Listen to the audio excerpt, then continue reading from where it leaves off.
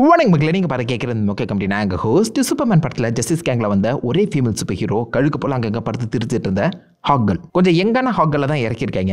Isabella Mercer தான் அந்த role play பண்ணியிருக்காங்க. இதுக்கு முன்னாடி நீங்கள் மேடம் வெப்பில் இசபெல்லா மெர்சரை ஆனியா கார்ஸானா பார்த்துருப்பீங்க, one of the spider woman. ஆனால் இப்போதைக்கு அங்கேருந்து அப்படியே தாவி இந்த பக்கம் ஹாக்கலாக வந்திருக்காங்க. டிசியூக்குள்ள கண்டினியூ ஆவாங்கன்னு தெரியல. பட் இந்த ஹாக்கல் யார்? ஹாக்கலோட ஆரிஜின் டேரக்டாகவே ஹாக்மேன் கூட தான் லிங்க் ஆகியிருக்கும். ஹாக்மேனை நீங்கள் பிளாக் ஆடம் படத்தில் பார்த்துருப்பீங்க. இவங்க ரெண்டு பேர் ஆரிஜினும் இன்டர் கனெக்டட். அது பத்தாவது குறைக்கு இடியாப்பத்தோட நூடுல்ஸை மிக்ஸ் பண்ண மாதிரி ஒரே குழப்பமாக இருக்குங்க.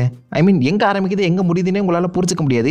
எங்கடா இவங்க ஆரிஜின் இருக்குங்கிறதே தெளிவாக தெரியாது. நான் மொத்தத்தையும் போட்டு உங்களுக்கு குழப்பாம உங்களுக்கு தெரிய வேண்டிய விஷயத்தை மட்டும் சொல்கிறேன், மாடர்னைஸ் பண்ணி. ஓகே, ரொம்ப கட் ஷார்ட் பண்ணி தான் சொல்கிறேன். இதை மட்டும் தெரிஞ்சா போதும் நீங்கள் ஹாக்கலை புரிஞ்சுக்கலாம். இவங்களோட ஆரிஜின் பார்க்கறதுக்கு நம்ம 4000 வருஷங்களுக்கு பின்னாடி போகணும்.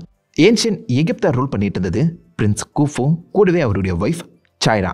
இந்த எகிப்தை எப்படியாவது நான் சொந்த கொண்டாடியே ஆகணும்னு சொல்லி ஹேட்செட்டுங்கிற ஒருத்தன் நிறைய திட்டங்களை திட்டுறான். ஆனால் எதுவுமே எடுப்படுற மாதிரி தெரியல. அப்போ திடீர்னு ஒரு ஸ்பேஸ் ஷிப் எகிப்துலேருந்து கிராஷ் ஆகுது. உள்ளே திறந்து பார்த்தா ஒரு வித்தியாசமான கத்தி இருக்குது. கடவுளே எனக்கு சிக்னல் கொடுத்துட்டாரு, இந்த கத்தியை யூஸ் பண்ணி நான் பிரின்ஸ் கூஃபு அண்ட் சாய்ராவை கொண்டு இந்த எகிப்தை ரூல் பண்ண போகிறேன் அப்படின்னு கிளம்பி அந்த கத்தியை வச்சு குத்தி கொண்டுருவாங்க. அந்த கத்தி எந்த மெட்டல் கத்தி. இதெல்லாம் குத்தப்பட்ட அந்த காந்தனால இந்த பக்கம் பிரின்ஸ் கூஃபு அண்ட் சாய்ராவோட 2 ஆன்மாவும் ஒன்றா இணைஞ்சிரும். ஸ்பேஸ் அண்ட் டைமுக்கு அப்பாற்பட்டு கனெக்ட் ஆகிடும். ஸோ இந்த இடத்துல சாவறதுக்கு முன்னாடி கூஃபு எத்தனை ஜென்மம் எடுத்தாலும் உன்னை நான் கொல்லாமல் விட மாட்டேன்டா அப்படின்னு சொல்லி செத்துருப்பான். ஹேட்செட்டும் சாவின் கடவுளுக்கு இவங்களை பலி கொடுத்துருக்க அந்த சமயத்தில் ஹேட்செட்டுக்கும் ஒரு விதமான இம்மோர்டாலிட்டி கிடைச்சிருக்கும். சாகாவரம் கிடையாது, செத்துருவான். ஆனால் தொடர்ந்து மறுஜென்மம் எடுத்துக்கிட்டே இருப்பாங்க. அந்த வகையில் ஹேட்செட், கூஃபு அண்ட் சாய்ரா 3 பேருமே மறுபிறவி தொடர்ந்து அப்பத்துலேருந்து இப்போ வரைக்கும் எடுத்துக்கிட்டு இருக்காங்க. மாடர்ன் டைம்ல 20th சென்ச்சுரியில் கார்ட்டர் ஹாலா அந்த பிரின்ஸ் கூஃபு மறுபிறவி எடுத்துருப்பாரு. அவருக்கு இந்த உள்ள உண்மைகளுமே அந்த கத்தியை பார்த்தோன்னே ஞாபகம் வந்திருக்கும். ஆமாம், என் ஒய்ஃப் எங்கே இருக்கான்னு சொல்லி அவர் தொடர்ந்து தேடி தன்னுடைய ஒய்ஃபை இறந்து போன சாய்ராவை மாடர்ன் டைமில் ஷேரா ஹாலா கண்டுபிடிச்சிருப்பாங்க. இவங்க 2 பேரும் தான் ஹாக்மேன், ஹாக்கல். பழைய உண்மைகள் ஞாபகம் வர இந்த சமயத்தில் இருக்கக்கூடிய அந்த எந்த மெட்டல் கத்தியை உருக்கி அவங்களுக்கான ஒரு ஆன்டி கிராவிட்டி பெல்ட் உருவாக்கியிருப்பாங்க. அந்த ஆன்டி கிராவிட்டி பெல்ட் தான் ஹாக்மேன் ஹாக்கலுக்கு பறக்கிற சக்தியை கொடுத்துருக்கோம்.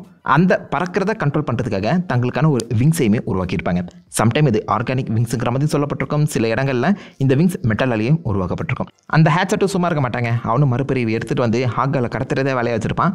ஹாக்மேன் ஹாக்கலை காப்பாற்றுறது ஒரு வேலையை வச்சிருப்பாரு. இது இன்னைக்கு நேரத்தில் இல்லை, ஜென்மமாக நடந்துட்டு இருக்க மாதிரி கதையை சொல்லியிருப்பாங்க. மாவீரன் கதையே தான். இதுக்கு நடுவில் ஆப்வியஸ் அவங்க 2 பேருமே சூப்பர் ஹீரோ டீம் ஜேஎஸ்லையுமே சேர்ந்திருப்பாங்க, ஜஸ்டிஸ் லீக்லையுமே சேர்ந்திருப்பாங்க. இது பழைய கதை, மோர் லைக் கோல்டன் ஏஜ் கதை. இது கொஞ்சம் கன்ஃபியூஷனாக இருக்குல்ல. இது இன்னும் கன்ஃபியூஸ் ஆகிற மாதிரி இப்போ மாடர்னாக நியூ 52ல் அந்த ஆர்ஜினை மாற்றி சொல்லியிருக்காங்க. அந்த வகையில் சேம் பிரின்ஸ் கூஃபு தான், ஆனால் அவர் கூடவே நம்ம Black Adam and sorcerer Nabu, Doctor Fate ஹெல்மெட்டுக்குள்ளே இருப்பார்லங்க, அவர் தான். இவங்க 3 பேருமே ஃப்ரெண்ட்ஸாக இருந்திருக்காங்க. அவங்க ஒரு நாள் இந்த மாதிரி பேசிகிட்டு இருக்க அந்த சமயத்தில் திடீர்னு வானத்தில் வந்து ஷிப் வந்து கீழே வந்துடுது. அந்த ஷிப்புக்குள்ளே தான் இந்த பிரின்ஸ் கூஃபு எந்த மெட்டலை கண்டுபிடிக்கிற மாதிரி காமிக்கப்பட்டிருக்கும். சாசரர் நாபு தான் அதை உருக்கி இந்த ஆன்டி கிராவிட்டி பெல்ட்டை செஞ்சு கொடுக்க அந்த இடத்துல நம்ம பிரின்ஸ் கூஃபு ஹாக்மேனாக மாறி இருப்பார். அந்த விழுந்த ஷிப்புக்குள்ளே ஒரே ஒரு பொண்ணு இருப்பான். அந்த பொண்ணு தான் இந்த பக்கம் எந்த மெட்டலுங்கிற ஒரு விஷயத்தை கூஃபு கிட்ட கொடுக்குற மாதிரி காமிக்கப்பட்டிருக்கும். அந்த பொண்ணு வேறு யாரும் இல்லை, ஹாக்கல். ஸோ விச் மீன்ஸ் இந்த ஏன்ஷியன்ட் எகிப்ட் ஸ்டோரிக்கு முன்னாடியே ஹாக்மேன் அண்ட் ஹாக்கல் வாழ்ந்திருக்காங்க. எப்போன்னு தெரில. இப்போ வரைக்குமே அந்த ஆரிஜின் எங்கே ஆரம்பிச்சுன்னு சொல்லி எங்கேயுமே கன்ஃபார்ம் பண்ணல. பட் சொல்லப்பட்ட அந்த கதையின்படி 4000 வருஷத்துக்குலாங்க, அதுக்கு முன்னாடியிலிருந்தே ஹாக்மேன் அண்ட் ஹாக்கல் தொடர்ந்து மறுபிறவி எடுத்துக்கிட்டே வராங்க. அந்த வகையில் மாடர்ன் டைமுக்கு வரும்போது ஷீரா சாண்டர்ஸ் வந்து பார்த்தீங்கன்னா வழக்கம் போல் ஹாக்கலாக சுற்றிட்டு இருக்கும்போது ஒரு கட்டத்தில் இறந்துருவாங்க. ஹாக்மேனுமே திரும்ப சிங்கிளாக மாட்டுவார். இந்த சமயத்தில் நம்ம ஷீராக்குன்னு ஒரு நெஃப்யூ இருப்பான். அவன் பேர் தான் கென்ட்ரா சாண்டர்ஸ். கிட்டத்தட்ட இது இன்னும் சாஃப்ட் ரீபூட்டாக ஹாக்கலுக்கு கொண்டு வர ட்ரை பண்ணாங்க. அந்த வகையில் ஷீராவோட நெஃப்யூவாக இருக்கக்கூடிய கென்ட்ரா வந்து பார்த்தீங்கன்னா சூசைட் அட்டம் பண்ணி இறக்குற அந்த சமயத்தில் கரெக்டாக ஷீரா ஹாலோட அந்த ஆன்மா இவ உடம்புல வந்து பூந்துடும். ஷீராவோட அந்த மெமரிஸ் எல்லாமே கென்ட்ராவுக்கு வந்துடும். ஷீராக்கு தெரிஞ்ச எல்லா வித்தைகளையுமே கென்ட்ரா புரிஞ்சுப்பா. த ஆன்டியோட அந்த நினைவுகள், அவளுடைய அந்த திறமைகள் எல்லாத்தையுமே கென்ட்ரா உள்வாங்கி ஒரு புது ஹாக்கலா, யங் ஹாக்கலா இப்போதைக்கு மாறி இருக்கான். இந்த கென்ட்ரா சாண்டர்ஸை தான் நம்ம சூப்பர்மேன் படத்தில் அடாப்ட் பண்ணியிருக்காங்க. இசபெல்லா மெர்சர் கென்ட்ரா சாண்டர்ஸை தான் வர போகிறாங்க. ஷீராவோட ஆன்மா கென்ட்ராக்குலாம் வந்துச்சுன்னு தெரிஞ்ச உடனே கென்ட்ராவோட கிராண்ட் ஃபாதர் ஷீரா கூட ஆல்ரெடி ஒர்க் பண்ணிட்டு இருந்திருப்பாங்க. ஷீராவோட அந்த எந்த மெட்டல் பெல்ட்டு, விங்ஸ் எல்லாத்தையுமே கொடுத்து கென்ட்ராவையுமே அடுத்த சூப்பர் ஹீரோவாக புஷ் பண்ணார். அண்ட் இப்போதைக்கு ஹாக்கலாக அவள் தான் சொல்லிட்டு இருக்கான். இவங்க திரும்ப பூமியில் தான் ரீஇன்கார்னேட் ஆகணுங்கிற அவசியம் கிடையாதுங்க. ஒரு கட்டத்தில் நம்ம ஹாக்மேன் கிரிப்டோனியனாவே பிறந்திருக்காரு, புரியுதா? இவங்க ஆன்மா, இவங்களுடைய இந்த மெமரிஸ் எல்லாமே வெவ்வேறு இடத்துல, வெவ்வேறு பிளானட்டில் இருக்கக்கூடிய அந்த இடத்துலையுமே மாறி பிறக்கக்கூடியது. பட் மோஸ்ட்லி பூமியில் தான் சுற்றிட்டு இருக்காங்கன்னு சொல்லலாம். அந்த வகையில் ஒரு கட்டத்தில் கென்ட்ரா அண்ட் நம்ம ஹாக்மேன் இவங்க 2 பேருமே ஒரு ஸ்பேஸ் போலீஸாகவும் பிறந்திருப்பாங்க. அதை சொல்லி நான் கன்ஃபியூஸ் பண்ண விரும்பல. CW சீரீஸில் பார்த்துருப்பீங்க, அதை ஹிண்ட் பண்ணேன். மற்றபடி உங்களுடைய ஆரிஜின் ரீஇன்கார்னேஷன் தாங்க. ஹேட்செட்டை பழி வாங்குறதுக்காக தொடர்ந்து திரும்ப போகிறதுட்டு இருக்காங்க. கென்ட்ராவோட அந்த உடம்புல ஷீராவோட ஆன்மா புகுது இருக்கு. அதை மட்டும் மேலே வச்சுக்கோங்க. இருக்கிறதுல இவங்க தான் யங்கஸ்டான ஹாகல் நிறைய டீமுக்கு ஹெல்ப் பண்ணியிருக்காங்க. முக்கியமாக ஜஸ்டிஸ் லீக்ல ஒன் ஆஃப் த மெம்பராகவும் சேர்ந்துருக்காங்க. இவளுக்கு கென்ட்ராவோட மெமரிஸும் இருக்கு, ஷீராவோட மெமரிஸும் இருக்கு. அந்த காரணத்தினால மோஸ்ட்லி ஹாக்மேன் கூட ஜோடி சேர மாட்டான். பட் சில காமிக்ஸ்ல சேர்ற மாதிரியும் காமிச்சிருக்காங்க. போட்டு குழப்புவாங்க. ஒரு நல்ல ஆர்ஜின் கொடுத்தா என்னடா இஷ்டத்துக்கு எழுதி வச்சிருக்காங்க பார்த்தீங்களா. பட் எகிப்து காலத்துலேருந்து மறுபிறவி எடுக்கக்கூடிய கேரக்டர் தான் ஹாகல். இவ்வளோ இந்த பவர்ஸ்ன்னு பார்க்கும்போது இம்மோர்டாலிட்டி, டெக்னிக்கலி அது இம்மோர்டாலிட்டின்னு சொல்ல முடியாது. பிகாஸ் இவளை நீங்கள் குத்தி கொண்டுடலாம். சாதாரண ஹியூமன் தான், ஈஸியாகவே கொண்டுடலாம். பட் கொன்னா அவளுடைய ஆன்மா இன்னொரு உடலை போய் திரும்பவும் பிறக்கும். பிறக்கும்போது மெமரிஸ் இருக்காது. வளர்ந்து ஒரு 20-25 வயசு வரும்போது தான் அந்த மெமரிஸ் கிக் ஆஃப் ஆகும். அது வரைக்கும் ஒரு சாதாரண ஹியூமனாக தான் வாழ்ந்துட்டு இருப்பான். மெமரிஸ் வந்துட்டு அப்புறம் தான் அவளுக்கு தன் யாருங்கிற விஷயமே தெரிய வரும். சில இடங்களில் மெமரிஸ் வராமலேயும் போயிருக்கு. ஹாக்மேன் அந்த மெமரிஸை வர வைக்கிறதுக்கு பல முறை கஷ்டப்பட்டுருக்காரு. ஒரு வித்தியாசமான இம்மோர்டாலிட்டி இது. அது மட்டும் தான் உண்மையான பவர். சூப்பர் ஸ்ட்ரென்த், சூப்பர் ஸ்பீட்னு எதுவும் கிடையாது. அது எல்லாத்தையுமே கொடுக்கக்கூடியது nth மெட்டல். டிசியோட ஒரு முக்கியமான மெட்டல்னு சொல்லலாம். அது ஒரு வித்தியாசமான ஆன்டி கிராவிட்டி எபிலிட்டியை இதை போட்டிருக்கவங்களுக்கு இல்லை அதை யூஸ் பண்ணுறவங்களுக்கு கொடுக்கும்.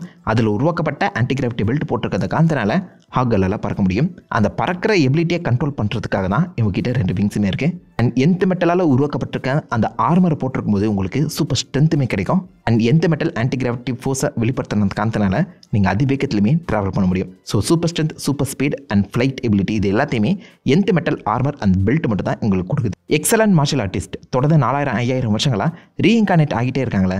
அத்தனை வருஷங்கள் அவங்க கற்றுக்கிட்ட மொத்த வித்தையுமே இவங்களால டக்குன்னு ஞாபகப்படுத்தி கொண்டு வர முடியும். மசில் மெமரி மாதிரி. ஸோ இவங்களால சூப்பராக சண்டை போட முடியும்.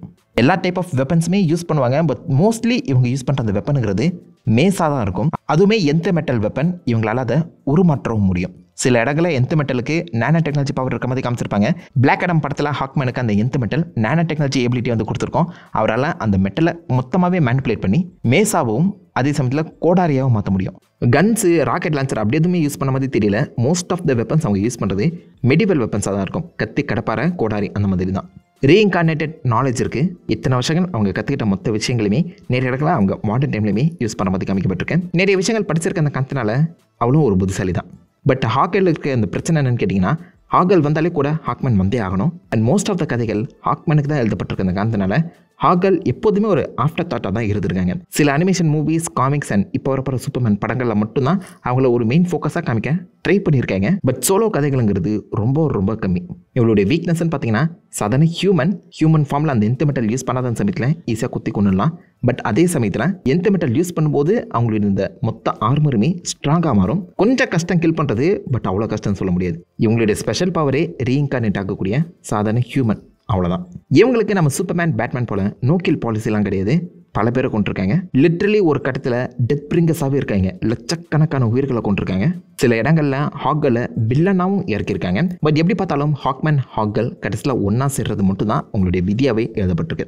எத்தனை ஜென்மம் எடுத்தாலும் 2 பேரும் ஒன்றா சேரவே ட்ரை பண்ணுவாங்க. அண்ட் இவங்களை பிரிக்கிற வேலையை ஹேட்செட் தொடர்ந்து பண்ணிக்கிட்டே இருப்பான். ஸோ இது ஒரு லூப் மாதிரி போயிட்டே இருக்குங்க. இதுக்கு முடிவே இல்லை. அவ்வளோதான். இதுக்கு இல்லையா சார் ஒரு எண்டு நீங்கள் கேட்குறதுன்னு புரியுது. சில பிளாக்கஸ்ட் நைட் காமிக்கில் வந்து பார்த்தீங்கன்னா இவங்க பல உயிர்களை காப்பாற்றிருக்க அந்த காரணத்தினால இந்த மொத்த சைக்கிளுமே முடிஞ்சிச்சுன்னு சொல்லுவாங்க. பட் அதுக்கப்புறமும் கண்டினியூ ஆகிற மாதிரிலாம் கதை வந்து சொல்லப்பட்டிருக்க அந்த காரணத்தினால என்னை பொறுத்தவரைக்கும் அதுக்கு பெருசாக முடிவு இல்லை. பார்க்கலாம் யாராவது முடிவு கொண்டு வராங்களா இல்லையானு. ஒரு இன்ட்ரெஸ்டிங்கான கேரக்டர். ஆனால் கண்ணா பின்னான்னு ஆர்ஜின் எழுதியிருக்காங்க. டிசிக்குள்ளே அது ஒரு கொஞ்சம் ஸ்ட்ரெயிட் ஃபார்வர்டாக சொன்னால் இன்னும் பெட்டராக இருக்கும். இந்த ஹாகல் ஆர்ஜினை பற்றி நீங்கள் என்ன நினைக்கிறீங்க? அண்ட் மறக்காமல் இந்த வீடியோவை உங்களுடைய சோல்மேட்டுக்கு ஷேர் பண்ணி விடுங்க. ஃபன்னாக இருக்கும். அண்ட் நான் உங்களை நல்ல ராசமான வெளியில் மீட்பட்டேன். Have fun guys. வட்ட